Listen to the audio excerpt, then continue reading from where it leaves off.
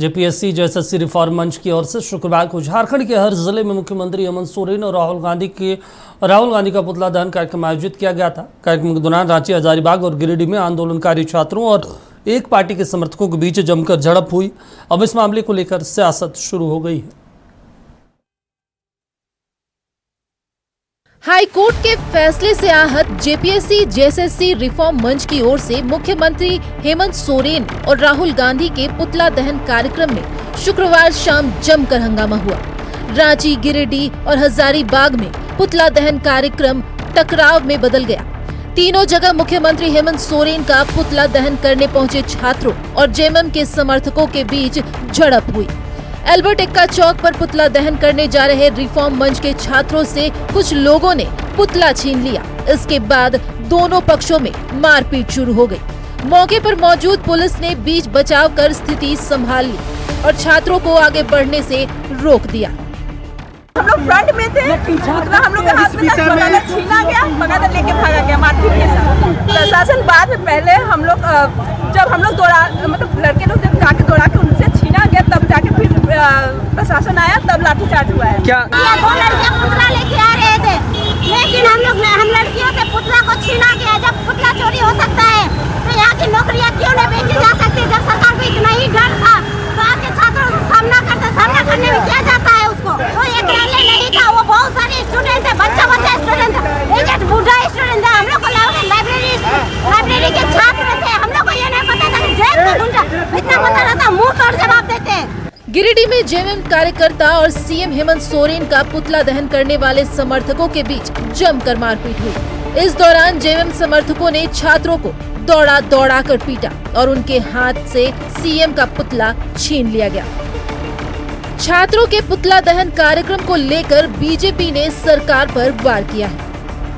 बच्चे लोकतांत्रिक तरीके से ही आंदोलन कर रहे हैं और उसके बाद भी जेएमएम को या हेमंत सोरेन को, सरकार को रस नहीं आ रहा है। इसलिए सरकार के जो गुंडे हैं, उसको मैं गुंडा कहता हूं कि लाठी का लोग उपयोग कर रहा है। आज तो उनको झंडा मैदान में या हजारीबाग के कुछ मैदान में, लेकिन झारखंड के बच्चे अगर गांव-गांव में डंडा लेकर के निकलेंगे तो फिर जेएमएम वालों को भागने का रास्ता भी नहीं मिलेगा।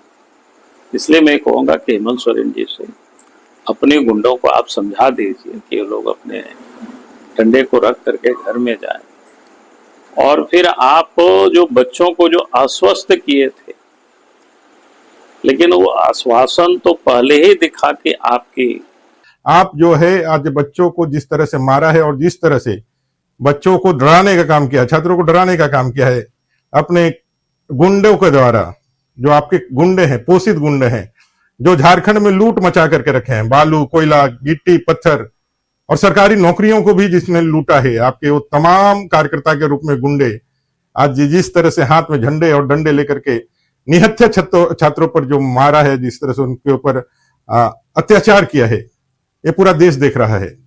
और हेमंत जी, आप इतने डर गए हैं कि अपने गुंडों को उतार दिया है आपने। रिफॉर्म मंच ने एक बार फिर आंदोलन का ऐलान कर दिया है।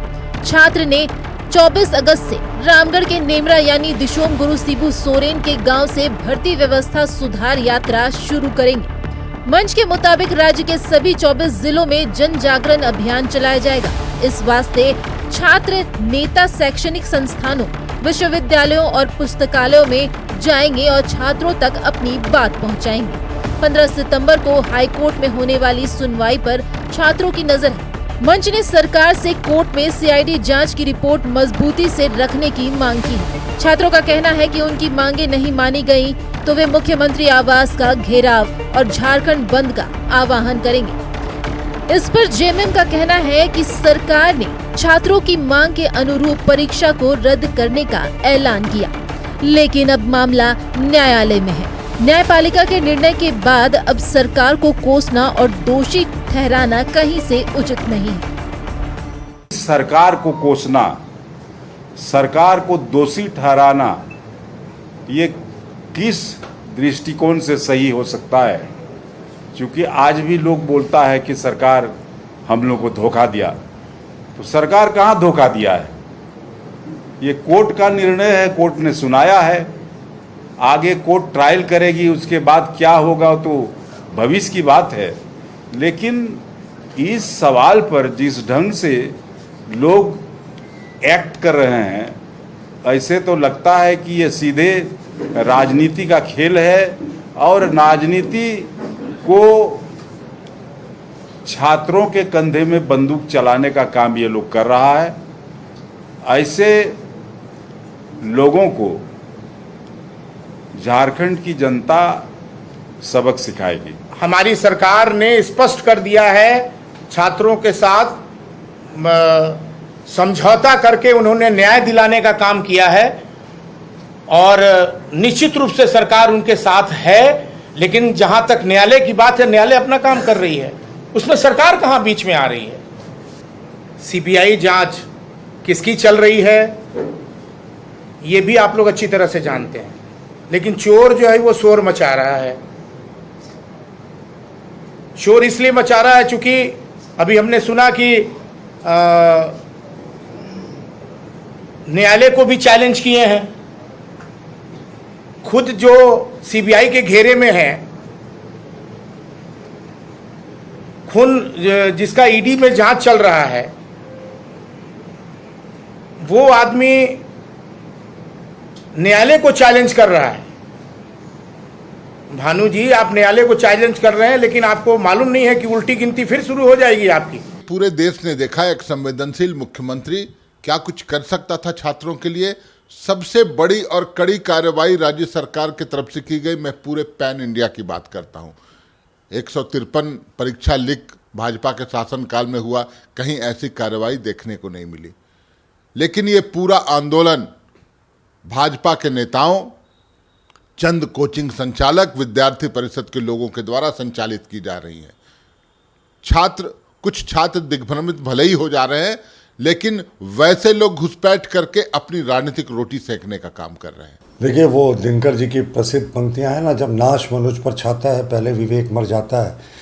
इस सरकार का विवेक, संवेदनशीलता सब मर गई है साहब। भोले भाले छात्र जो लोकतंत्र में दिए गए अधिकार, संविधान के सेक्शन अनुच्छेद 19/1A और 19(1)B के तहत दिए गए अधिकारों के तहत शांतिपूर्वक प्रदर्शन कर रहे थे, उनको जेएमएम के गुंडों ने लाठियों से पीटा। और ये वारदात सिर्फ एक रांची में नहीं हुई, कई शहरों में हुई।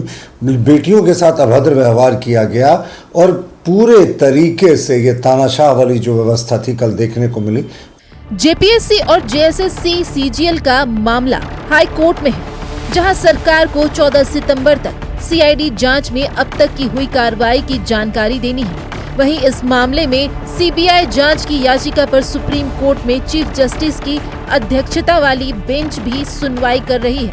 इधर परीक्षाओं की जांच कर रही सीआईडी को जेपीएससी चेयरमैन एल खयांते और टीडीपीएल कंपनी से जुड़े लोगों के बीच 15 करोड़ के लेन देन की मनी ट्रेल मिली है। सीआईडी ने लोगों से अपील की है कि यदि उनके पास जेएसएससी सीजीएल परीक्षा में कथित गड़बड़ी या अनियमितता से संबंधित कोई जानकारी है तो उसे जांच टीम तक जरूर पहुंचाएं। सीआईडी ने सूचना देने के लिए एक मोबाइल नंबर जारी किया है। जांच से संबंधित जानकारी मोबाइल और व्हाट्सएप नंबर 9771432118 पर भेजी जा सकती है। इसके अलावा अभ्यर्थी या अन्य संबंधित व्यक्ति cglinfo@jhpolice.government.in ईमेल के माध्यम से भी अपनी सूचना जांच टीम तक पहुंचा सकते हैं। सीआईडी ने यह भी स्पष्ट किया है कि सूचना देने वाले व्यक्ति की पहचान गोपनीय रखी जाएगी। नक्षत्र न्यूज के लिए महक मिश्रा, शाही अली और सत्यव्रत किरण के साथ कमल कुमार की रिपोर्ट। इस पर ज्यादा जानकारी के साथ न्यूज रूम से नीलय जी हमारे साथ जुड़े हैं। नीलय जी, देखिए जिस तरीके से कल पुतला दहन कार्यक्रम आयोजित किया गया था और अचानक से जेएमएम के कार्यकर्ता पहुंच गए। बाबूलाल मरांडी का आज हमने पोस्ट भी पढ़ा, उस पोस्ट में वो कह रहे थे कि इमरजेंसी तमाम जिला अध्यक्षों को बैठक बुलाने का निर्देश दिया गया था ऊपर से, और उसके बाद तमाम कार्यकर्ता पहुंचे और ये सुनियोजित तरीके से मारपीट की गई है।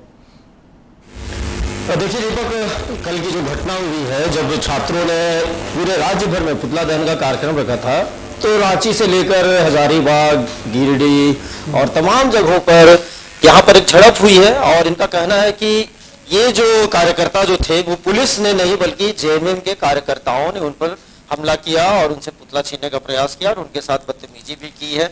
ये सारे मामले, और अब बीजेपी इस पर चौतरफा हमला कर रही है, चाहे वो बाबूलाल मरांडी हो, चाहे केंद्रीय मंत्री संजय सेठ हो, रांची के सांसद, या फिर चंपाई सोरेन हो, तमाम नेताओं ने हमला बोल दिया और अलग अलग जगहों पर प्रेस कॉन्फ्रेंस कर इस घटना की निंदा की और ये कहा है कि इसके पीछे जेएमएम का हाथ है, सरकार का हाथ है और सरकार एक सोची समझी रणनीति के तहत, एक साजिश के तहत इन सारे बातों को अंजाम दे रही है। जबकि जेएमएम की ओर से भी हमने सुना, जो केंद्रीय प्रवक्ता है मनोज पांडे, उन्होंने ये कहा है कि बीजेपी जो है ये अपने आप को बचाने के लिए सारी कवायद कर रही है, जबकि सरकार इस मामले में काफी आगे तक जाकर परीक्षाओं को उन्होंने रद्द किया है, कई शर्तों को मानने के लिए तैयार हुई। लेकिन अब चूंकि ये मामला कोर्ट में है तो अब सरकार के हाथ में कुछ नहीं है और अब जो भी करना है वो कोर्ट को करना है। सीआईडी जो है अपनी तरफ से जांच कर रही है। आज एक नंबर भी जारी किया गया, ईमेल भी जारी किया गया है कि आपको कोई भी सूचना देनी हो, कोई भी जानकारी देनी हो, आप बेझिझक दे सकते हैं, बेखौफ होकर दे सकते हैं। आपकी सूचना को गोपनीय रखा जाएगा, आपके नाम को गोपनीय रखा जाएगा, आप पर किसी किस्म की कोई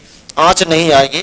तो सरकार अपनी तरीके से पूरी तरह से ईमानदार है और अब ये जो मामला है और भी अब कहा जाए तो उग्र होता नजर आ रहा है, क्योंकि जो छात्र संगठन है अब वो नई तरीके से रणनीति कर रहे हैं। राज्य भर में यात्राओं का दौर शुरू होगा, जिसकी शुरुआत शिबू सोरेन, स्वर्गीय शिबू सोरेन का जो पैतृक गांव है नेमरा, वहां से ये इसकी शुरुआत की जाएगी और तमाम जिलों में, तमाम शहरों में ये यात्रा जाएगी, विश्वविद्यालयों में जाएगी, महाविद्यालयों में जाएगी, लाइब्रेरीज में जाएगी, जहां छात्र पढ़ते हैं वहां जाएगी, कोचिंग इंस्टीट्यूट के आसपास का जो इलाका है जहां छात्रों का जमावड़ा लगता है वहां भी जाएगी और सारी चीजों को ये बताएगी कि किस तरीके से छात्रों के साथ छल किया गया। हालांकि देखिए, सत्ता पक्ष और विपक्ष दोनों के अपने अपने मायने हैं। विपक्ष ने साफ तौर पर कहा है कि वो सीधे इस आंदोलन में नहीं है, लेकिन छात्रों के हित की बात आ गई तो वो पीछे नहीं रहेगी, चाहे उस पर जो भी इल्जाम लगे। सत्ता पक्ष का इल्जाम है कि छात्र जो है उन्हें बरगलाया जा रहा है, उन्हें भरमाया जा रहा है और उन्हें एक तरीके से गलत रास्ते पर ले जाया जा रहा है, जबकि वो तैयार है कि किसी किस्म